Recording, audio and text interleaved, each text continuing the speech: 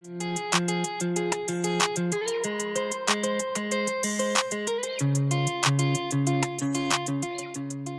to the third in a series of interviews that I'm doing for the Barnsley Startup Meetup. With me today, I've got Dean Hartley. Welcome to the podcast. It's good to have you here. And Dean is an investor, an entrepreneur. You've helped many businesses go from small to medium enterprise and exited those successfully. And for the Startup Meetup tonight, you are talking to us about business strategy, and that kind of ties in with what you're doing at the moment, which is helping and consulting for businesses to help them grow and scale. Would you like to just give us a little bit of an intro for yourself? Yeah, absolutely. Yeah, thanks for having me on the podcast. I suppose it goes back really to being an engineer. I started my career as an engineer. I always wanted to be an engineer from being young, very young. So went to college, trained in electronics, and you sort of you get into a job doing exactly what you want. It's like the real sort of end game, if you like. That's all you want to do: play around with things and create. And I think as things progress, you realise actually I'm moving up the ladder a little bit, and you've got to learn all these new skills. And I think it's at that point really where I cover an awful lot of ground with some of the other talks I do, which is when you sort of migrate from being I won't say only an engineer, but from an engineer to a CTO and beyond, because there's some real transitional things that you need to do in your career, in your life to move with the business. And that's something that I had to do, but probably learnt the hard way to a degree, but managed it nevertheless. But it's hard work. And I think there's some good grounding that along the way that you can do. If you've done an MBA or that type of thing, then you probably learn a little bit more of the sort of theoretical side of business, which, I didn't know. And really, you'd sort of, as I say, learn the hard way. So I started my first business, which was a startup. It was bootstrapped just over 30 years ago. And, as the case with most small businesses, you're thrown in the deep end and you look for help and support around you. And I think at that time there was nowhere near as much support and help. Incubators, like what you're doing here, raising awareness for startups in the region. There wasn't that sort of thing around. There was, however, European development grant money, which came from the Economic Union, for particularly underdeveloped areas, which we're in one here, and I started my first business in Wakefield, which was, again, an ex-coal mining area. And so, there was what they called the 5 towns centres they started at, which were, workspaces to help new businesses. So I started in there, and, you start your journey as a budding entrepreneur, if you like. And then you realise, actually, that, all these skills that you don't know really come into play. You've got to know about so many different dynamics and aspects of the business, which, you could be more successful, I guess, if you know a little bit more about the fundamentals. Before, I didn't really know that. I just wanted to be my own boss, do my own thing. I've got big ideas, and you just go and do it. And at that time, we just got married, and we had a daughter just arrived, and it was like, wow, what am I doing? So it's a big move, it's a big gamble, but it's obviously more than worth it. Yeah. It moves your career on in leaps and bounds. And I'd been sort of building the business for 2 or 3 years, I guess, and starting to encounter all these things that issues, hurdles, bumps in the road, whatever you like to call them. I haven't got enough time. What do I do? How do I go out selling when I need to be developing new product? And are we a development business, or are we a sales driven business, or what are we? And it's at that point I realised actually strategy. I didn't have a real strategy in place. I just got to that mission, vision. Oh, strategy. I'll learn that on the job. We'll play it as we go along. And I think it's important to go beyond that. When you start or before you start a business, and that's some things that I talk about in the strategy talks. And important to get all those things in place before you start. So really. It was probably about 3 years, I think, and I was looking for investment. I realised I got to a point where I couldn't, as much as bootstrapping is okay at the initial stages, you realise actually you need a much longer runway. You need time to breathe.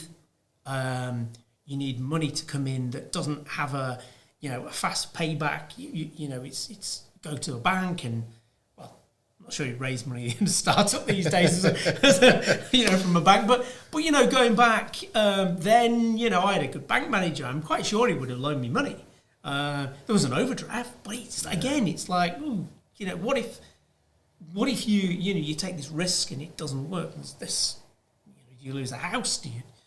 So. Absolutely. Yeah. Just on the point about bank business loans, I was talking to someone probably about 3 or 4 months ago now, and they went to, I can't remember which bank it was, but they went to a number of different banks because they were looking to buy another business, a complementary business for their current business, and they were looking for about £1 million to buy this business, and all of the banks just turned around and went, no, it's not big enough, it's not enough. What do you do? When you're looking for 60 grand or 150 grand or something like that, just like you say, to get a bit of space. How do you get from that to there's a big gap there, isn't there? I'm not sure I ever had that problem, but it's like the problem I did have was quite the opposite. It was I'd looked to raise some money. I found a couple of investor angels and they looked at my business, and it took a little while. It's probably about a year. It went quiet, and so I caught up with them after a good few months. I was just really busy trying to grow the business. I need to get back to these guys. I'm still in the same situation. So I got back to them. They said, we love the business. We love your enthusiasm, your sort of dynamic ability, character. We like you. We like you. We'd buy into you, tomorrow, no problem. It's just that your business is too small. Yeah. And, we can't see how, we would scale it in a relatively short period of time to be able to invest, make some good money, get out, whatever they wanted to do, it's just too small for them. So it was a case really of what they said was, well, why don't you look around for a bigger business? We can see you're chasing your tail. Why don't you go back to what you do the best? Be a commercial technical manager. We'll back you, no problem. And by that, with the utterance of those words, it was like magic. Of course, that's always what I wanted to do. I don't want to be this guy running around doing sales, doing this. I want to be specialising in what I know, what I'm good at. And so, that was the bell ringing for me to go out and look for a business. It coincidentally, I was at a supplier who happened to mention a company that was for sale, which was, an old cottage industry business. It was ripe for development. It's 20 years old, but it was, at that time, 1997, was only doing like 1.5 million revenue or something like that. But great business, run by a sort of, I'll say an entrepreneur, but a real enthusiast entrepreneur. Real high-end audio kid. And I thought, we could probably move this business. We could really innovate, create some new technology, and move the business on. So that's really how we invested I rolled my business in, and they came in, and there's a bit of money put in as well, and it was all a bit of EIS money and stuff at the time, and we managed to really move the business on. A few hurdles, like one of the biggest markets was the Far East, and late 98, 99 that crashed, and we're like, oh great, just bought a business, but things recover. You become resilient to a degree because you've hopefully put in starting to professionalize a business. You're starting to think about those aspects of, what if, putting some risk management in place. And I think those early interventions and planning really set us up for later on, which was 10 years later for the financial crisis. By that time we'd grown the business, we'd gone through a management buyout. We raised 17.5 million from a VC to buy out some of the shareholders, because we felt it was sort of dragging us back. We needed to move the business on. So again, we kicked on from there, albeit we had a few hurdles again during the financial crisis. We got through that. We had a little bit of a debacle with a VC, because they weren't a traditional VC. We'd gone round London talking to probably, a dozen VCs. We probably had about 5 or 6 takers. But, it was probably after that we got put in touch with a guy who later became our non-exec. And he was a corporate finance guy. And he said, have you heard about, RBS and HBOS are doing these sort of like venture capital type packages, where they loan money, take equity, and actually, they're a sort of what you could call today light touch. Okay. They sort of stand off and let you run the business. They invest in you, let you run the business. But actually, what happened was we got embroiled in the sort of RBS, what turned into a bit of a scandal, because it was we got effectively thrown into a GRG, which was their global restructuring group. Right. Okay. So despite us being a profitable business, so there was a big scandal. The government were involved. Obviously, they became a shareholder in RBS. There was some guys in there who were effectively asset stripping mom and pop businesses, hotel groups, all that, and people were losing their businesses. I imagine there was a lot of heartache, and it only made me think recently there was a lot of similarities to what's happened with the post office. There was a lot of unnecessary grief when it could have been sorted much earlier. Had people not gone down a rabbit hole trying to protect what they had, and doing what they were there to do, which was help businesses, not close them down. So we came out of that smelling of roses because actually we made some really, really critical movements, played a really good strategic weapon against the bank, let's say, and we came out pretty well, and we bought the shareholding back some years later and whatever. Okay. And do you feel that having done that kind of early work for your business strategy and being aware of it, really, because I guess there's a lot of founders that just aren't aware that they need to do some kind of strategy, and certainly if they want to get people to invest and buy in, then you need to have a clear vision and strategy, like vision for what you want the business to be, but then also a strategy for how you're going to get there, right? Do you feel that having had that, having done that early legwork, it set you up well for dealing with that issue with RBS? Absolutely, and in fact, just coming back to what I mentioned earlier about you grow as a person. I think that, and in your career, that really, again, bodes well when you come up against this. So the first time I'd really met, let's say money men, for want of a better word, was when I dropped into meetings with venture capital guys. Yeah. They speak a different language, a whole different set of,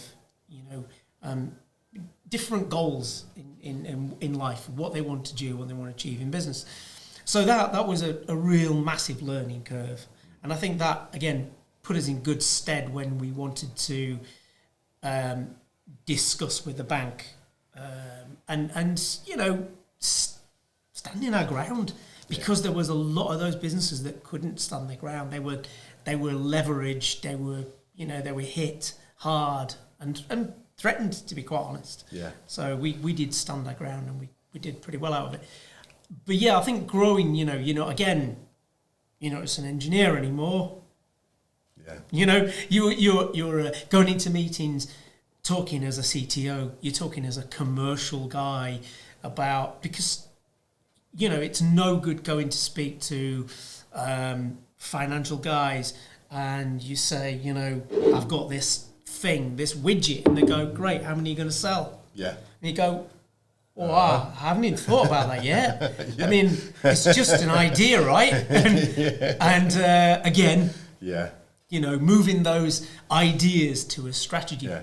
When people ask you what's your margin on that, and you're like, I don't know, just make it. Yeah, exactly. Well, I don't even make it yet. It's just an idea. What do we? It's this wide and it's this tall. Exactly. And they don't want to know any of that. So I always made sure that whenever I went to meetings when we're talking about strategy or product, how we were going to get something to market, whatever, I'd always go into meeting primed with the knowledge that someone was going to ask me the commercial questions. Yeah, absolutely.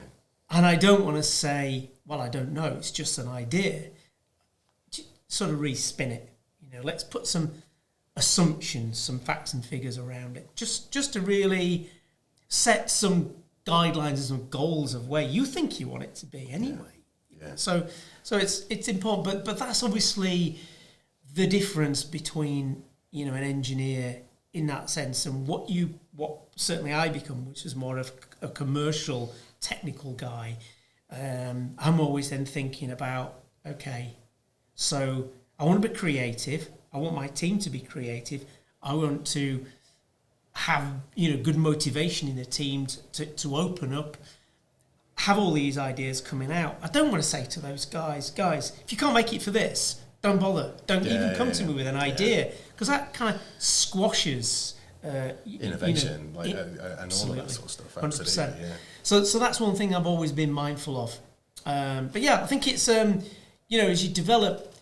I was only thinking the other night about, and it's actually a slide I have in the presentation thing, and it's the difference between what we become an SME, an established SME, and a startup, and what the differences are and what the similarities are, and I think that's sometimes where I sort of look back to the position of a startup, of a founder, thinking, all right, what do I need to do to get to that level and that level and that level?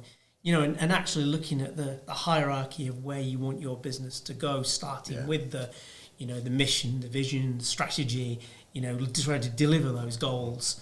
And I think, those are the kind of key factors, again, I think I probably should have had when I started out. Again, you learn by your mistakes. Absolutely, yeah. And it's important to learn by your mistakes. Although,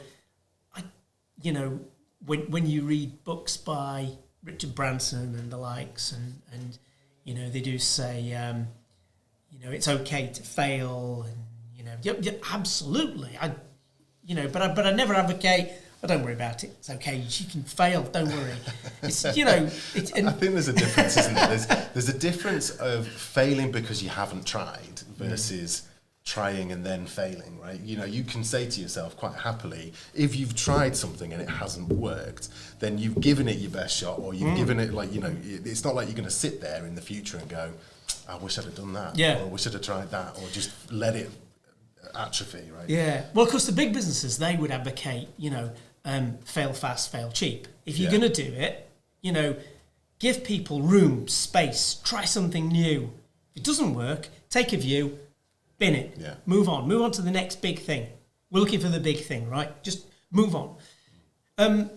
that's kind of okay because there's a massive budget maybe in Google or Amazon or whatever to be able to do that. Yeah. If you're a small business and you've got so much runway and someone else's cash, you've got to make sure you're going to get it right. So, I personally wouldn't want, multiple fail founder on my CV because it doesn't look great. It's going to, at some stage, is going to impact on, your ability to raise money. Absolutely. Eventually, you don't want to be setting up a business. Unless you're lucky enough to be independently wealthy, right? And so therefore, actually, the stakes aren't quite as high, right? But then is your motivation? That's the other thing, are you motivated enough to really go at it? Because it's just, it's just a hobby. Yeah, exactly. So those Yeah. things. And I think, so as a startup, of course, you've got to get everything right, dot the I's, cross the T's. And make sure that you put everything in place where, that there's such a low risk that you're going to fail. In effect, that's what I'd rather do, but without squashing innovation. So that's that real fine balance, particularly if you're I'll say a tech business. If you're a complicated business, there's a lot of things to consider, and things can fail. And obviously, it's not just you. Things move around you. Things move out of your ability to control it. Yeah. The whole landscape changes quickly or whatever. Then, So it's those things you can't do a great deal about. Do you miss being an engineer, or do you still get the opportunity to be an engineer? I am a tech geek. It's funny because I'm not. How can I put it? So I always thought I was a creative guy, and I think I am. But I once did one of these personal profiling things, and it's actually when we raised money going back years with a VC, and we were asked to go to London and do these personal profiling things, and I sat there and they sort of chop and dice you into bits and this. So what do you think you are? Oh, creative. Yeah. Well, the sort of feedback that we've got says that you're not actually creative. You're a manager. You rely on other people to create, and you. Why? Okay, I'm not sure I believe you, but so I don't like to think of myself as a creator, not creative.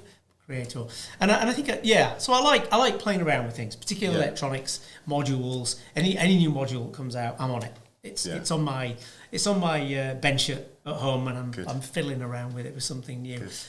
Software is a thing that, because I'm a hardware guy, I come from that era, and I learned early computing, but code is not my strong point, and I've had to go. So it's a hobby thing. But yes. It's funny you should say that. You got kind of pigeonholed, or that someone said you're not creative, you're a manager or whatever else like that. There's creative means a lot of things to a lot of different people, right? I've struggled with this because my wife is very creative in the traditional sense, in the sense that she's really artistic and she has a brilliant eye for how to create a picture or a painting or a room or whatever else, right? But I still think that there's value in being creative, finding a creative solution, right? Or bringing people together in a creative way that then produces something or something else, right? You can the idea that it's just about art is, I think, a fallacy, right? I've seen PCBs that are beautiful. Right? Oh yeah, they're stunning. They're totally unnecessary. But absolutely. But then that's the Steve Jobs thing, isn't it? He used to kind of he actively got involved in how the PCBs of the original iPhone and the iPod and things like that looked, just simply because he wanted them to look beautiful. I mean, to be quite honest with you, the high-end audio world that I came from. I mean, the business latterly was into architectural audio, smart audios. All sorts of things, commercial, domestic, where there was audio, we kind of got involved in it. But traditionally, the business was high-end audio, and right now in Munich, there's the high-end audio show on, which is absolutely bonkers because there's stuff there, a set of speakers at $1 million or whatever, and it's like this ultra high-end stuff. And it gets to a point really where it's not, it goes beyond the performance. Yeah. It's the visuals. It's even the fact that, I'll take the lids off and look inside, going back to the PCB thing. And you go, wow, look at that PCB. Well, what does that do for the sound? Well, absolutely nothing, but it looks fantastic. So there's, but obviously there's diminishing gains with that sort of kit. So there's got to be real value in how it looks. A desire factor as well. And people look at it and to be able to afford that, you must be someone or something along those lines. But if you're only going to sell one of those every 10 years or whatever, it doesn't sustain the business. It goes beyond the old value stick thing where you've got the willingness of someone to pay for something. Yeah. It's gone way beyond that because it's so select that it's not a case of whether they're willing to pay it. It's their desire, as you say. I just want it. I want it. Yeah. So it's going to happen. Who cares? It's going to happen. Yeah. So that's the difference. I think. Do you know what? If I was to kind of, sort of pigeonhole myself, I would say that I'm more of an innovative facilitator. If that makes sense. Yeah. Because I've often been in situations where I've been in an office with creative people, and we've had a brainstorming session, and one guy said, I've got this idea, but I don't know if it'll work.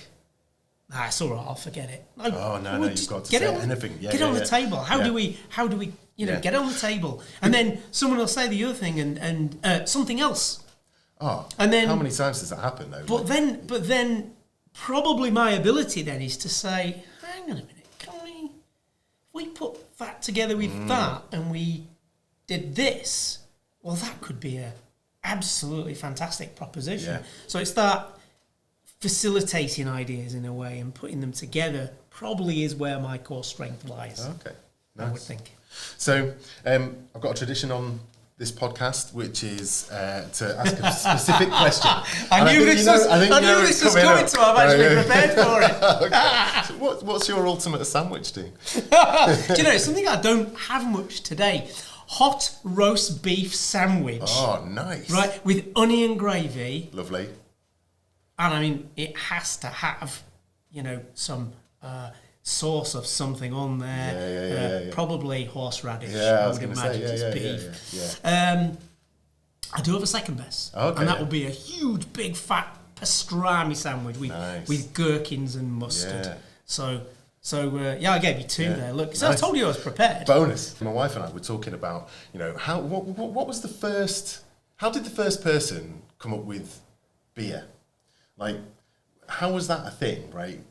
You can understand things like mead and ciders and perries and stuff like that because it's just like kind of fermented fruit that was lying around. But beer, I kind of think that the earliest breads must have been sourdoughs, right? That then someone's just kind of left one of the sourdough starters to ferment or something along those lines, and then just gone like, well, we can't let that go, so we'll give it a shot. I'm sure there's something on Wikipedia. I know a lot of the early, stuff like beers and mead and stuff like that were done because of the poor water quality. Yes, They boiled the water up. At least they knew it was. Yeah. Not out of get paid. I was going to say out of a tap, but out of a well, straight out of a well. But it's interesting because I had a friend of mine actually started a company about 4 or 5 years ago making gin, and he called it Limey Gin. Okay. Now, when he went to all these sort of craft fairs and these sort of food fairs and things like that, people were they didn't really understand. It was is it tastes like lime? Is it lime? No. But Neil was actually in the Navy, and it came from the old limeys, what Americans call as limeys, and the reason why was obviously we drunk gin apparently on ships. We took gin over, we drunk gin, to ward off the scurvy. Yeah. Because apparently that's, again, was a remedy. It's probably one of those things that if you're drunk enough, you just forgot about anything anyway. Oh, I've got scurvy, who cares? So yeah, it was just those really old. I'm quite fascinated actually by those old things they used to do, which traditions of preserving food and drink. We've kind of lost. They're still here, but we've lost the original idea or concept of why they were done. Yeah, like because that. we're so removed from the food chain, from where our resources come from, that actually it's kind of, as individuals, we've forgotten, right? You don't have to go down the farm and like kill a chicken anymore or anything like that, do you? Oh, I'm sure. I was this thing on the TV 2 or 3 years ago is like provenance of food, and there was they were asking like 4, 5, 6 years old children about like so what's a chicken? What's this thing that comes in a package and you buy it from the supermarket? And should we really tell them it's one of those and you have to kill it and pluck its feathers? And, I think you have to. I think it's like, I think that if you don't, because if you don't have that kind of understanding of where your food comes from, then you should be prepared, shouldn't you, to have to... Well, should you be prepared? Do you know what? It actually makes it easier for people to make a decision in future. If kids know that, and as they grow up, they can make a decision whether they want to eat meat or whatever. Exactly that. Based on the fact that they know where the food's coming from, and how it's produced and killed. Yeah, prepared, that's exactly the point I was going to make. And again, this whole provenance thing. It's not just about where it comes from, but it's more about your choice of. Not only that, but more about your choice of making that decision of whether you want to eat it because of principles. Yeah. What's its upbringing been like? What's its like? How's it been in the farm and all of that sort of stuff? Can you rely on that? Yeah. Nice. What's next for Dean then? What a strategy presentation, actually. I'm actually enjoying myself at the moment, actually, because when I left the end of 2018, actually, I exited the business and didn't know what to do.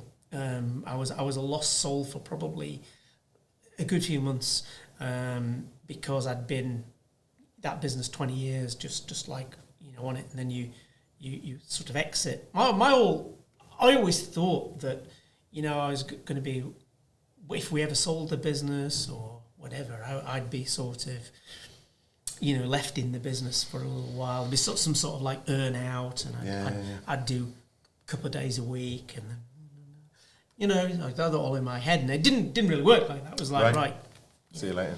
Bye. So it was hard, and we were actually just in the process of building a house, and so that summer, I finished. We built this house. It was all getting plastered at the time, and I looked around thinking, "Geez, decorating. I've either got to get a decorator, or I've got loads of time."